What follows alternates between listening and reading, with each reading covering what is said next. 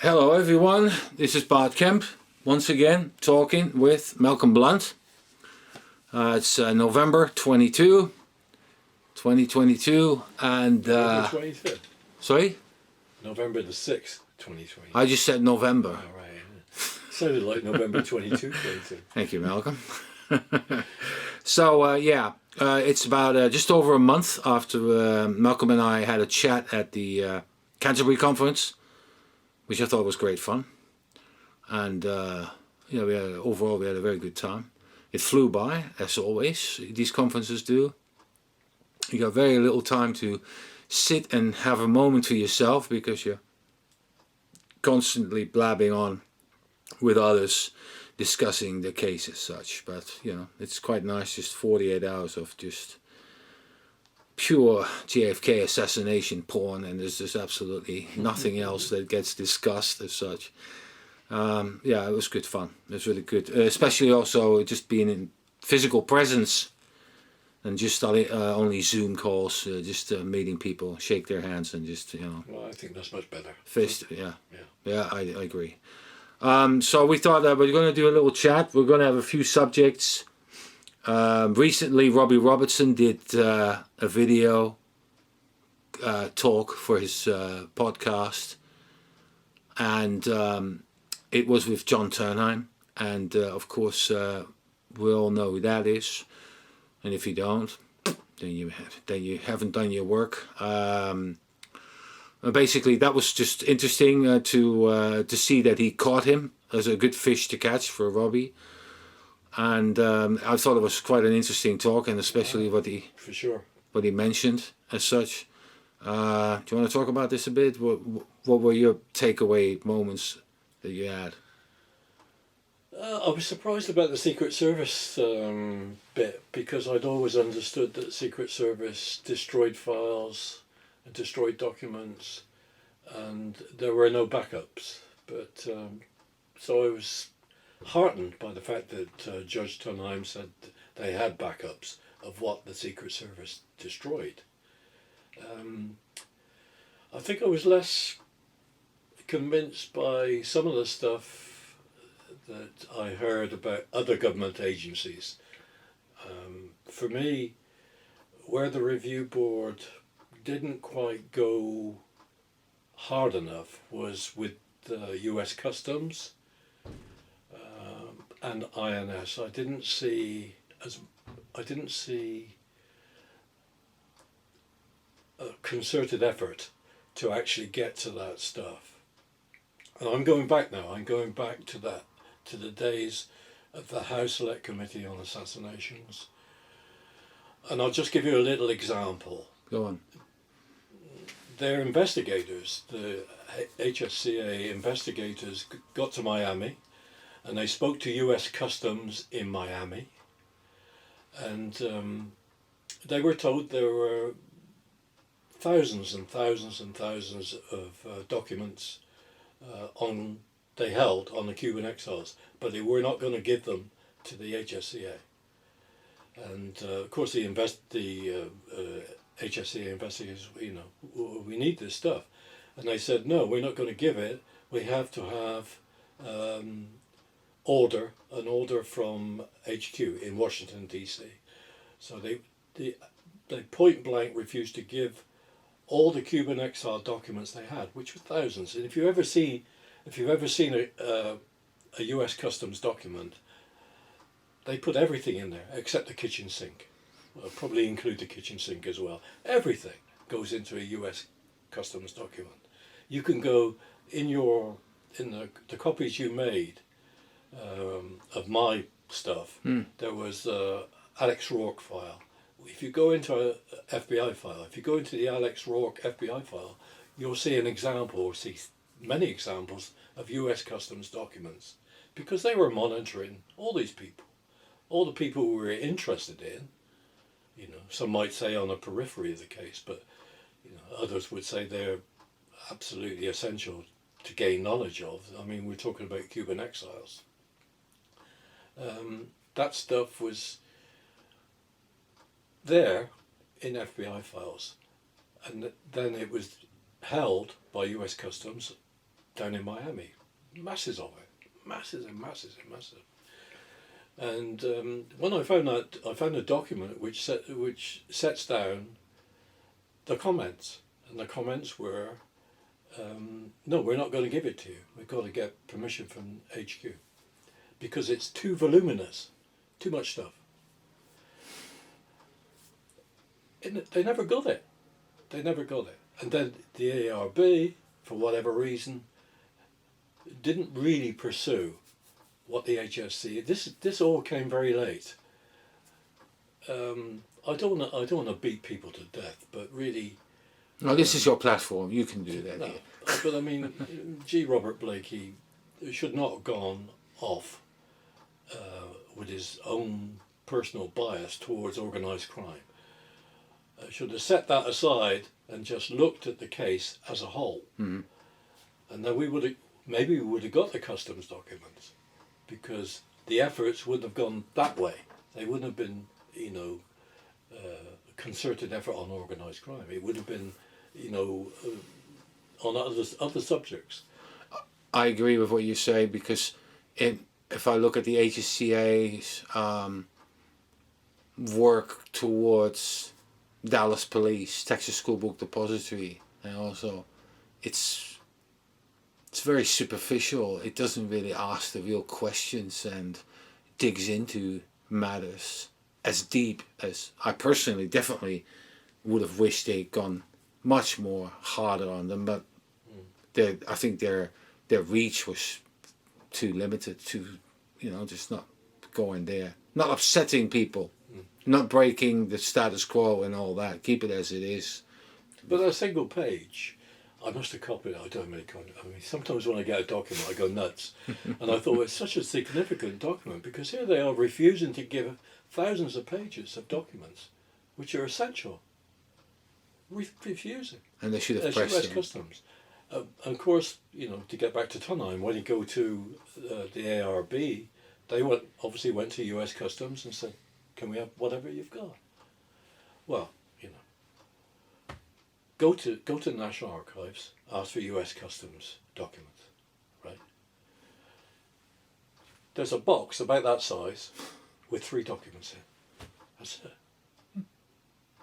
That's ridiculous. It's just gone walkabout. That's absolutely ridiculous. And I think if you go into, I'm trying to remember where the paperwork was, but I think it was in R.G. Harron's files, who was a senior counsel with Ronald.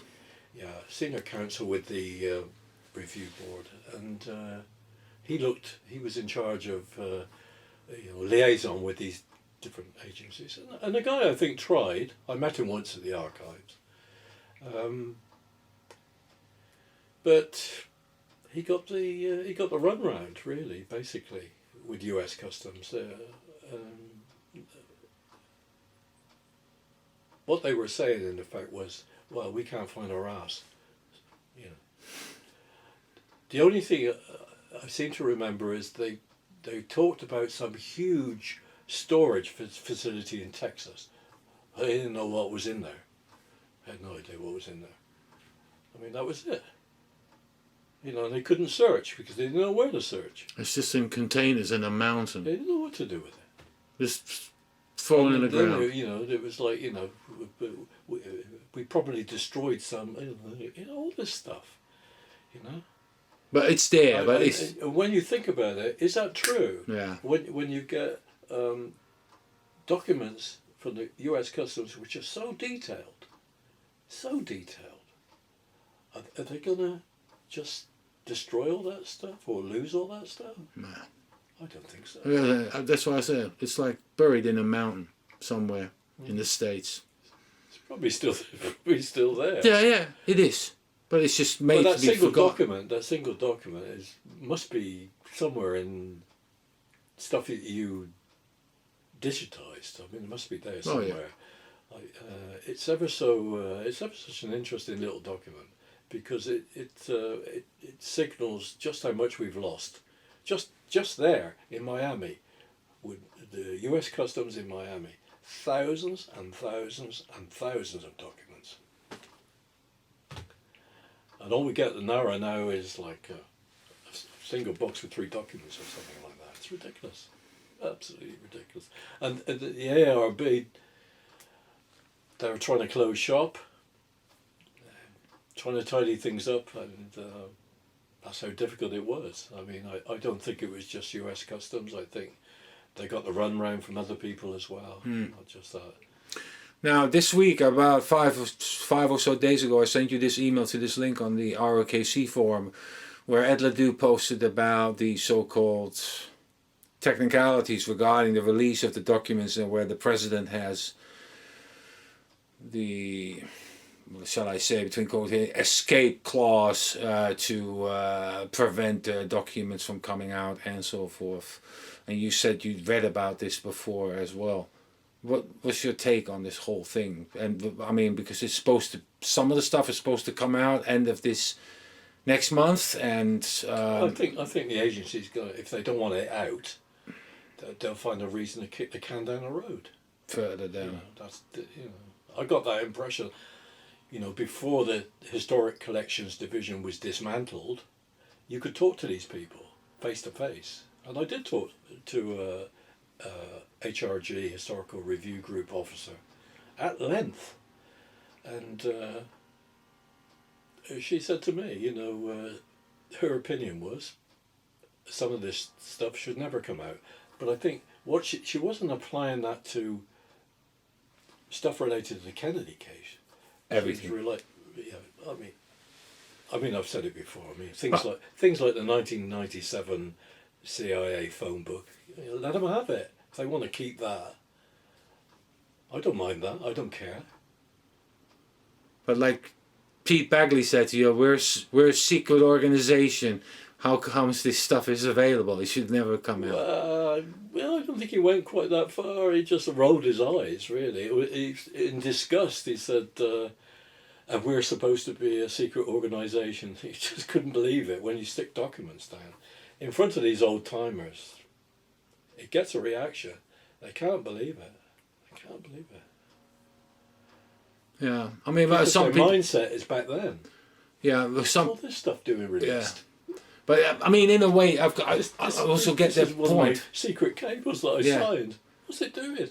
I also get that point, though. What does it have to do with the assassination itself? And people say, like, you know, should this actually come out and this, that, and the other? And now, so now you've got all these so-called files, the files that Jeff Morley's been after for God knows how long, and the Joannides. Yeah, and just other. Well, a lot of people are going to say. I mean, Judge Tunheim said that they couldn't see anything in there, you know. But I think when people look at personnel files and look at some of these files, they don't know what they're looking at.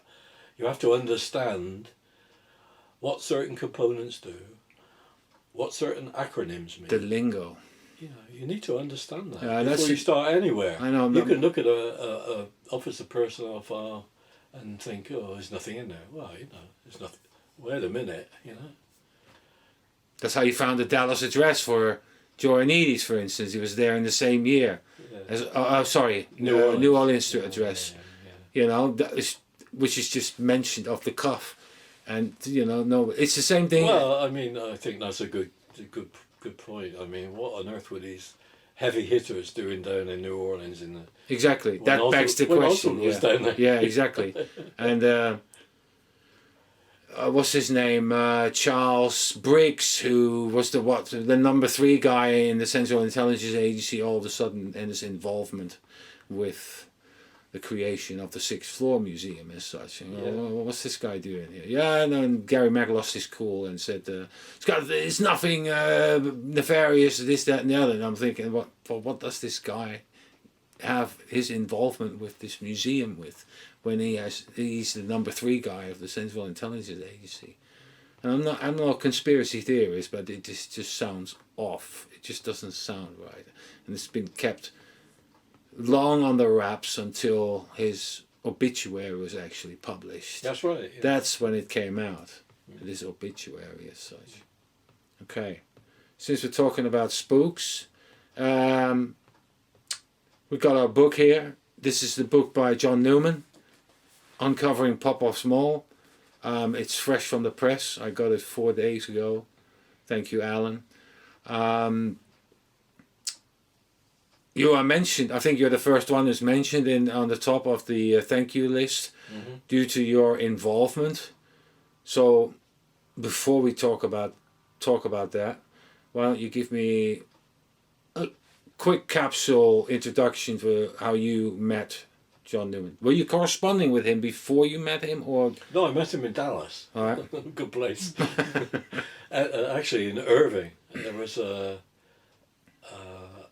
book launch, and I think it was. I don't think it was Oswald and the CIA. I think it was JFK in Vietnam. Right. So this is the early 90s, after the movie? 1994. All right, okay. And I'd gone out there, and that's where we met.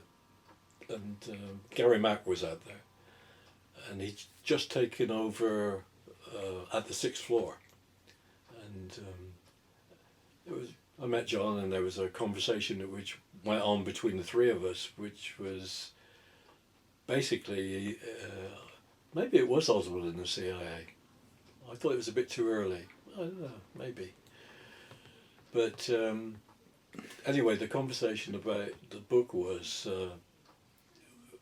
are you going to put it on the shelves at the 6th floor? And Gary Mack's reply was, well, we have to be careful about these things. Just like, hilarious. We have to be careful about these things. Oh dear, oh dear. You know, obviously he'd been primed, you know, to make sure that Gary had been primed to make sure that nothing too controversial got on the shelves. Which gets back to what you said about Chuck Briggs. I mean, was there any control there about what they should stock on their bookshelves for all these tourists that were coming into the 6th floor museum? And sure sounds like it. It sure sounds like there was some control. Yeah, I don't see the point. You know, the connection that's a great quote. Well, we have to be very careful about these things. Yeah. This is the land of the free, you know. Yeah. First Amendment. Yeah. You should put any book on the shelves. Yeah, whether it be conspiracy or not conspiracy, put it on the shelves. Yeah, let them make up their own mind. But yeah, so you met Newman. This was a conference, or was this? I think there was a conference going on or something, and then this was just like a byproduct. I don't think I met him at that conference. It was actually at the book launch. But you weren't really studying the spooks as such as you are now, whereas he was already at that time. And oh yeah, he'd gone through 2.5 million pages. Yeah, by then. Right, and which is John Newman had the most difficult task because he was trying to extract from all these releases. He's trying to get something in a coherent form about Oswald, you know, and so many documents, so many pages were redacted. I don't know how he did it. I mean, I think he did an excellent job with Oswald in the CIA. He really got quite a long way along the road. You know, only later, much later on, did we get more stuff that we were able to make more sense of. We would get from the Betsy Wolfe stuff. You know, what was happening. Well, John didn't have that in 1992, 3, 4. He never had that. He never had that stuff. It was all. I remember looking at those sub-CIA pages at the archives and thinking, oh, I couldn't look at this stuff. There's nothing in there. It was like a lot of stuff was blank page after blank page after blank page. It's just like, how he went through all that stuff, I don't know. I mean, that was a superhuman effort, really. To get what he did for Oswald in the CIA was truly remarkable, I think. And that sort of like got me going. But of course I was busy into working with John Armstrong, which would have been all FBI stuff. And a lot of the early stuff, which you're quite happy to have. Oh yeah. So if I'd have gone the other way, it's most telling. You wouldn't have that. It was most telling for me. The most important documents. I'm almost getting at the point and going, where's the document that confirms this, that they sent the order out because of that document that was sent towards the headquarters? I'm getting to that kind of level. Like, when Hosty and Bookout call headquarters after the first interrogation and basically say what's going on. On the basis of that, they send out, I forgot his name, it will get back to me, other FBI agent who is at the Texas School Book Depository, and basically makes affidavits, of which one with Roy Truly, and where he inserts the second floor lunchroom encounter. And that document gets released on the 22nd, and then they have to do a damage limitation exercise because Bookout and Hosty write a complete different document, who were at the actual interrogation as such. Which is quite interesting because they write about everything, so at any time, so there's documentation, so you almost get to a point where you go, well, where's that document that sends them actually out to question them this? But then again, it could have been also just a phone call, and it will never be a trace of it as such. But yeah, there's such detail in these documents that you basically manage to tie things together quite accurately and quite, going quite deep in it. So that's the fun part for me. What you were saying, I mean, then we met at the National Archives, and we met at other conferences. And as a researcher, going through the stuff, you already just told us of a difference between like him going through specific documents that you wouldn't want to touch as such. At that time. At that time, what is it now? Are you very different from each other as by going through it? Or? Well, he's more organised. Yeah. Much more organised. It would be a pleasure for you to digitise John Newman's archive. Let's put it that way, because everything is in apple pie order. For a start, everything is in apple pie order. It's very military. Boxes, everything's got a little, file thing on it. Perfect. Yeah, the tabs. I saw it on the picture. Tabs. The tabs on the between all the documents. Oh, they're all per quarter and it's everything. just amazing. Right? Yeah. He really is organised. Seriously organised. Whereas I'm very disorganised, as you know. Yes. So you've been involved researching with him, for him. Yeah, I think at some stage, quite late on, at 2012, I just thought it was time for John had done an update which I'd helped for a small bit at the end of the reissue of Oswald and the CIA in 2008. Yeah. And I just thought, it bugged me because I thought there was so much new information, and he'd taken time out from assassination research. He'd gone Did a yoga. totally different direction. And so I contacted John, and we met up in Silver Spring, I think, in Maryland, and I had a small suitcase of documents, which I said to him, I really would like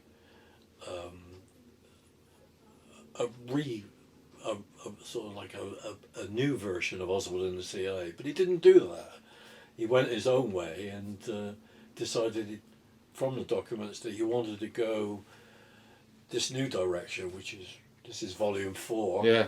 So, and then volume 5 is Armageddon, which is coming, maybe in next month. So he decided to do it a different way. I think he felt there was much more meat for him to utilise. He could see much more in the documents. He certainly saw things in the case in IMAX. It was like a much bigger thing for him. Where I was tending to focus down on a much simpler version. Yeah, he probably has maybe more affinity with the codes and so forth. Basically, what is written. Yeah, I mean that's a good thing. Abbreviations. He does. As being, an intelligence analyst, he's sort of like that's his background. So he's well into that stuff. Yeah. So let's talk. This is volume 4.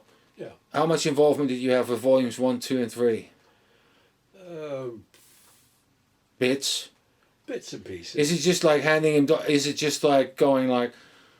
He asks you, what do you know about such and such a person? And you go, oh, right, hold on, yes, I've got some bits. It's a bit like you. When you send me something, I'll send you something back. I'll respond to it. If I know anything about it, yeah, that's right. I mean, it's the right There's way a lot to of do things it. I don't know about. Doesn't that count for all of us? I mean, especially in this case. Mm. Because I said it the other day, I did 150,000 pages roughly so far.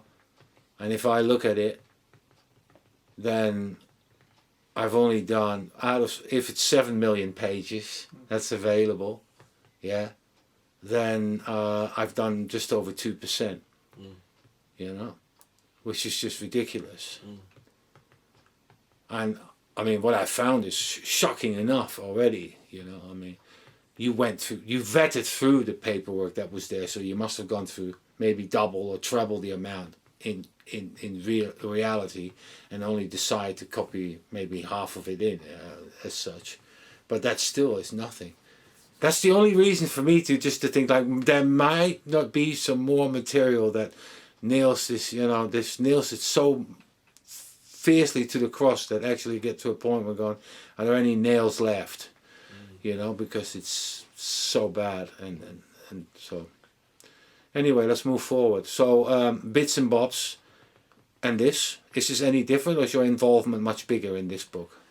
Yeah, I think probably had you know, a deeper interest because of the contact with Pete Bagley. Because there's bits in, we're looking at Yuri Nosenko and Anatoly Golitsyn, and you know, this huge cataclysmic difference of opinion within CIA about who was bona fide, who was not bona fide. Was Yuri Nosenko for real? Was he a false defector? And then the same stuff was thrown at Golitsyn as well, I think, at some stage. Unfairly for Golitsyn. Because I don't think anybody ever really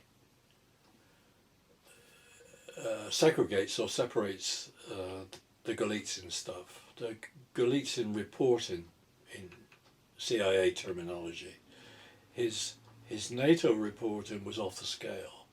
When people say to me, oh well, Golitsyn could just be as much a false defector as Nosenko, no way. Because effectively his NATO reporting destroyed all the KGB penetrations. All of them, really. When you go to Golitsyn's files and you look down, they haven't released the NATO reporting at all, but what you get is pages of his reports. You know, the headings. And there are dozens and dozens and dozens and dozens and dozens of these. Quite extraordinary. You know, and he really identified the extensive penetrations inside French intelligence, which were diabolical. Really? And ongoing, really. I think. I don't think they ever rid themselves of penetrations. Diabolical how? But that. Well, because I think they permeated throughout. You know, it just wasn't a few bad apples. It was a lot of bad apples. You know. Whereas, you know, when we look at CIA, there's always this denial that they were penetrated, this almost myopic viewpoint. And then, of course, they listen to people like Yuri Nosenko, who confirms, you know, it's confirmation bias, really, that confirms the fact that KGB never penetrated CIA, which is just garbage. It's garbage, you know. So yeah, I mean, there's that touches on that, and then you go into the Office of Security penetrations. That's Bruce Soley. That's Bruce Soley as a possible mole, because of the confluence, because you get a beginning, and then you get connected, lots of connective tissue with Soley going right through.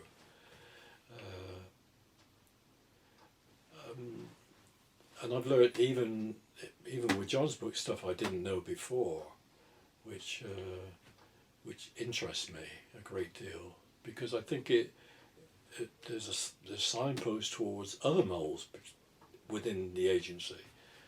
Certainly the people that were pushing Nosenko's bona fides. I'm talking about Len McCoy, people like Ditkovich. There were lots more to how I'm looking at the penetrations of CIA now. I think we're probably looking at a nest of moles as opposed to a single mole. You know, you can't with Nosenko. You just can't. I still find it difficult. I've had people in the JFK research community say to me, "Oh, forget about Nosenko. It's all settled history." You know, that's it. You know, but it's not. It really isn't. You know, the guy. If you go through Ken, I mean, there's just so much wrong with Nosenko. It's beyond belief. You go through Ken Klein's notes, who was the HSCA staffer who had the unfortunate job of having to deal with Yuri Nosenko for the HSCA. He writes 100 pages of handwritten notes. Every other page it says lie, liar, lie, liar. I mean, and then another comment from the JFK research community. Well, all defectors lie. Well, not like this guy. This guy is something different. You know, he lies when he doesn't have to lie. You know, it's very strange, very, very strange. And Pete Bagley, of course, identified he wrote a monograph which was Ghosts of the Spy Wars, and he comes up with lots of things. And then his original report, which was over 800 pages, got cut down to 400 pages, 445. So we don't get a full picture. We don't get a full picture of everything that the Soviet division found wrong with Nosenko. It got halved.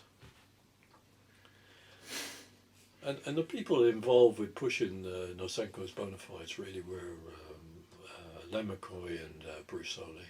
So lots of suspicion there for me, really. Now Angleton was somehow involved in this as well, because he was getting quite close. I think he almost like to try hold back. Well, in a sense, he was in a different part of CIA. He was in counterintelligence staff. Yes. And he was being handled by the Soviet division officers, so he could almost take a back seat in a way. But he did work with John documents it in the book, with Dave Murphy and other people. They interviewed Anatoly Golitsyn about key bits of Nosenko's statements, which were obviously wrong, and you get all that in here, which I think is probably surfaced for the first time.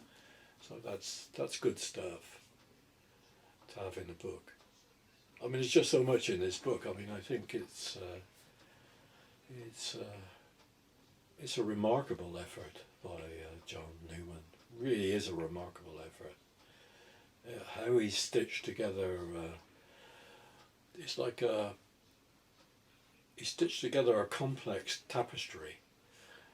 He's woven it into a coherent narrative. You know, it really is. I think it's the best thing he's ever done. You think? Yeah, I do indeed. It's terrific work. Terrific. I don't know how he's done it. I didn't know what to expect when I got the book. I thought, I had chapters. John sent me chapters, but when I actually see it together as a whole, enormously impressed, really. You know, and for me, the bit I didn't know I did know he was working on it, but I didn't know to the extent, and that was It's the surprise element of it. The surprise element was a net evaluation subcommittee stuff on a preemptive strike against the Soviet Union, stuff that was going on within the military to have a first strike. You know. First strike capability, yeah. With the optimum time of, coincidentally, the autumn of 1963. Think of that. Yeah, year after You'd Cuba. have to get rid of the president for a start, wouldn't you? Yeah. Yeah. Okay. So yeah, that was excellent stuff for me. Really, really good stuff. And it a long time ago, and you've probably got the documents because you probably digitized the Ramon Cortez stuff because I had a lot of that stuff in there. I probably have. Yeah. Yeah. The Ramon Cortez stuff, transcontinental, where this guy was suddenly implicated post-assassination. There was a big dump into the files of documents into CIA, from CIA to FBI. A big dump of material, which pointed the finger at a Chinese communist assassination involvement. And I could never figure that out. What the hell's all this stuff? Suddenly appear in the files, and I thought right from the get-go it's file seeding, but I couldn't work out file seeding for what purpose, what motive, what would it have to dump all this stuff into the files, pointing the finger at China, PRC. Didn't make any sense to me. And I got together with, I think in 2011, with Bill Simpich, Alan Kent and others, and maybe Larry Hancock. I'm not sure if we got Larry involved. But and Bill Simpich, of course, went everywhere but which way, you know. He was all the links, everything. He did really good research, Bill. But in the end, we couldn't make sense of it. All this stuff suddenly appeared in FBI files. Just like, couldn't make it sense. But it makes sense in a context of a preemptive strike. If you want to seed the files at a later date, you could look back and say, well, there was a Chinese plot, Chinese communist plot. And all this was coming out of, allegedly from a French diplomat called Unstar 1, that's UN, which is a digraph for France, Unstar 1. So this French diplomat was allegedly given CIA this information that there was the assassination was a part of a Chi-Com plot, Chinese communist plot. And it was all there. You know, in the context of what John writes here, you know, there was no reason to attack China. There's nothing. There was no reason to. I mean, and John writes about this in here. He writes about the fact that people queried, why include China in a preemptive strike? So, interesting stuff. That really, I think, solved the puzzle for me. Yeah. I wasn't in, you know, I could not see any reason for this massive dump of documents by CIA into FBI files implicating a possible Chinese communist plot. Makes no sense. No. Except within the context of what they wanted to do. Their little the plan. military, certain people in the military wanted to do a preemptive strike at the optimum time. Optimum time was autumn of 1963.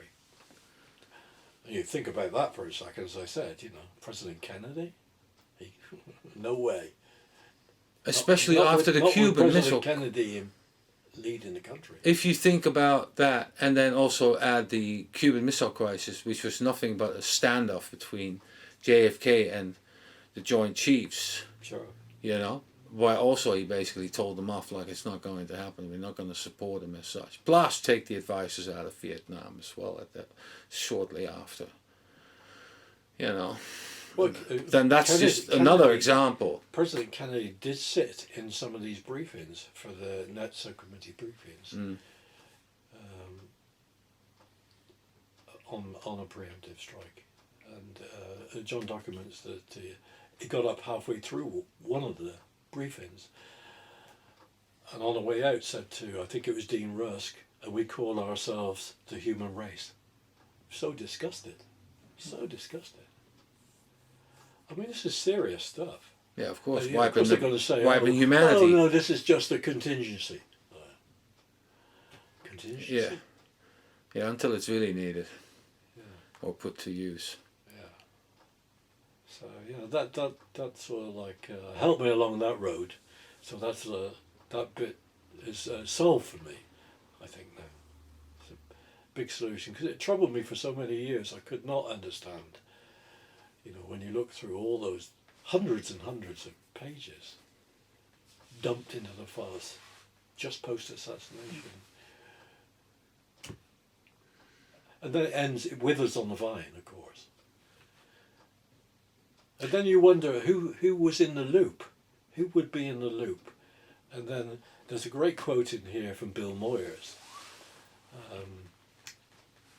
On the plane back with Lyndon Johnson from Dallas. And Moyers says to Lyndon Johnson,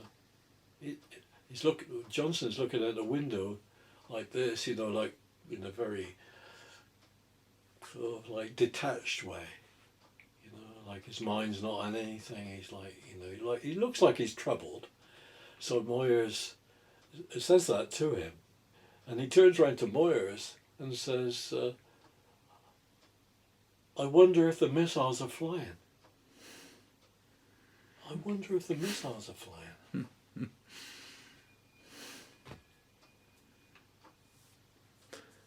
What can you point out a few specific bits as where you? I mean, you've already mentioned some of it, but other specific bits where you basically supported and basically supplied material for regarding.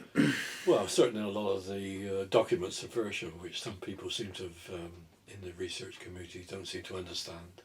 Either they don't understand it or they don't believe it. But if they took the trouble to actually do some research, they would find it themselves. You know, there was a component inside the CIA that was in charge of document dissemination, and the documents were captured by a small part of the security office inside CIA. And to do that, you would have to go to them, that particular component, which was in the Director of Intelligence, and make your case. Although, if it's security office, you don't question. It's like, you know, if they say jump, you say, how high? You know, you don't. These people, they had ultimate power inside the agency, the security office, ultimate power. They dug into everything, you know. If Bruce Soley was the mole, that's quite a powerful person, basically, in the middle of it all. When you come to his... Well, when I first mentioned that to Pete Bagley, he said to me, unthinkable. Unthinkable. Shook his head, unthinkable. Yeah. But gradually, I think, you know, when I got some documentation to him, and I think the point that pushed him over the edge was the draft, the Slawson draft, where although you don't get the actual correspondence for Bruce Soley to Slawson, you get Slawson actually repeating his back thoughts. A paragraph. Yeah, you get that. So you have to take your analysis from that. But he could see it. He got it straight away as soon as he looked at it. Just like I did, 1964. You can't be defending Nosenko in the spring of '64. It's too early. Way too early. That's a bad sign. Giveaway. Really bad sign. So from then on, it became thinkable, not unthinkable. So yeah, I mean that was an interesting series of discussions. Yeah. I mean, from the book, I'm sort of like moving on from the book already, because for years I've had an interest in Aldrich Ames, you know. Okay, yes, I saw some of the bits in your folders. Well, you your had some. elbow is next to 170 letters in that box, which Ames wrote from prison. It's 170 of his letters. To you? Not to me. Oh. No. To somebody else. To a member of his family. Okay. Yeah. So it's interesting correspondence. Yeah. Yeah. You could have a look at some of it if you like. I'd rather put a gun in my mouth. Yeah. No way. No. You know, when you there was a great book written about Ames, which is not. I don't think it gets the recognition, and it was by an author called Pete Early. Pete Early. Pete Early, Yeah. and he actually got into prison. He got in while Ames was in that sort of like he was in no man's land. Right. You know, he wasn't he hadn't been sentenced to life without parole. Right. He was in a sort of like holding bit. Right. And he got in and he spoke to the guy and got a lot of information, got a lot of stuff in his book. And Pete Early's analysis sort of confirms to me conversations I had with Pete Bagley about, you know, there were losses for the CIA in 1985 when key assets in the Soviet Union were arrested and executed in 1985 as a result of Aldrich Ames giving names, documents and stuff to KGB for money, obviously for money. So what bothered Pete, what always bothered me was, why did it take 9 years to arrest Ames? Why did it take 9 years? You know? I saw a TV movie about this, and it also, I remember that it took him ages to basically close the net. And there was a special group organised to investigate Ames, and they were, that was Gene Vertifoyle, Sandy Grimes, Diane Worthy, Paul Redmond, and Dan Payne. And Dan Payne worked for the Office of Security. He was, dedicated to be with that group and investigate Ames. He was sent off on like temporary duty there. And Payne really did a good job of investigating Aldrich Ames' finances. He had terrific amount of stuff, false bank accounts, number of bank accounts, $546,000 paid in cash for his house, new Jaguar, all the stuff, lots of stuff. And but it still took him 6 years, from 85 through to 1991, before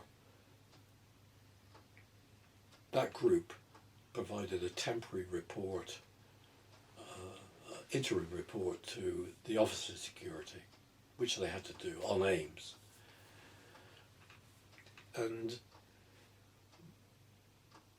they looked at the stuff, they looked at all the stuff that the Ames investigation had looked at over those 6 years, well, almost 6 years. And then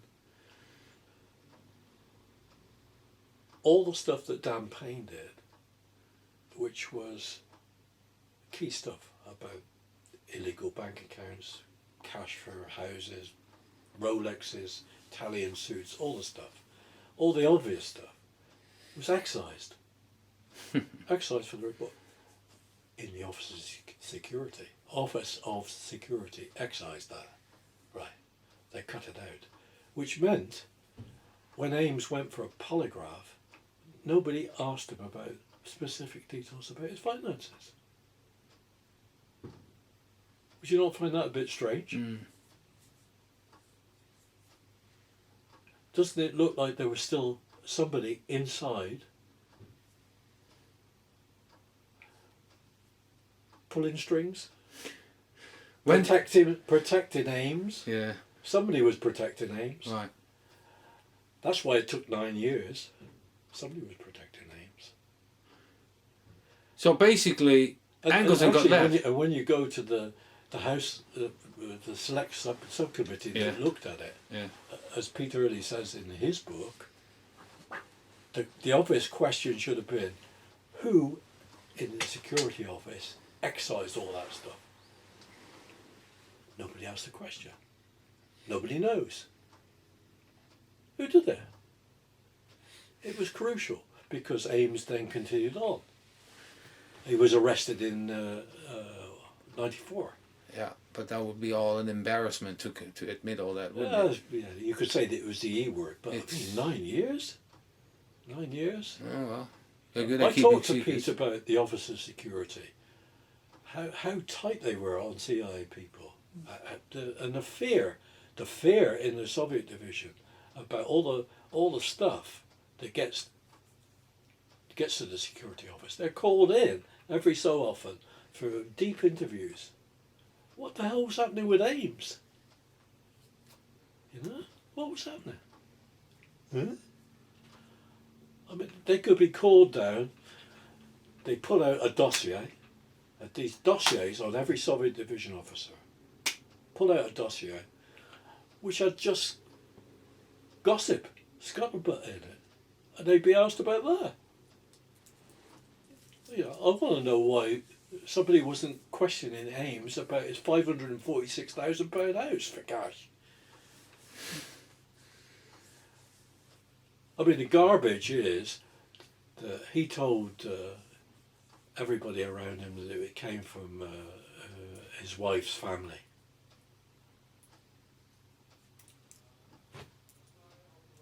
I mean, he's turning up in Italian suits and expensive shoes, Rolexes.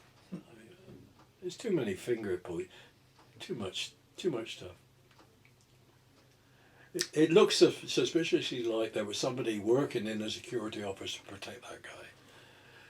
So, getting back to Soley and Angleton, was Angleton let around the garden path, or let down the garden path, or was he just... I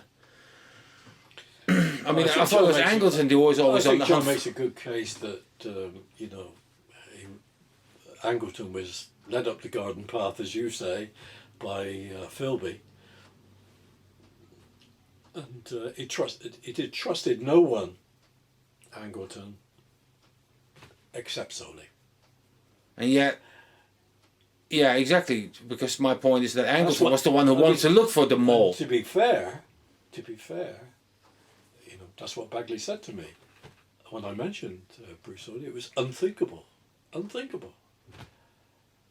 Because it would be a coup of epic proportions, basically, for the opposition to pull that off, and have everyone asleep about it. Where would the Or failure to recognise. Yeah. Where would the original recruitment come from? I mean, I think you have to go back a long time for some of these recruitments with KGB. You have to go to the aftermath of World War II. You see the people. You know, it's a known fact that many KGB operatives infiltrated OSS, and then post the Second World War, a lot of these OSS people turned up at the birth of CIA, when it was the Central Intelligence Group. So the OSS was penetrated. I think we know that. And then a lot of those people drifted into CIA. Yeah. Interesting. But I think it's like Swiss cheese, the agency. And the last thing the political part of the agency wants is any of that stuff coming out. I think Ames said it best to Pete Early. You know, there are secrets, secrets within the agency that only a few people know. That's probably true. Okay. Anything to add? I don't know. Is there anything else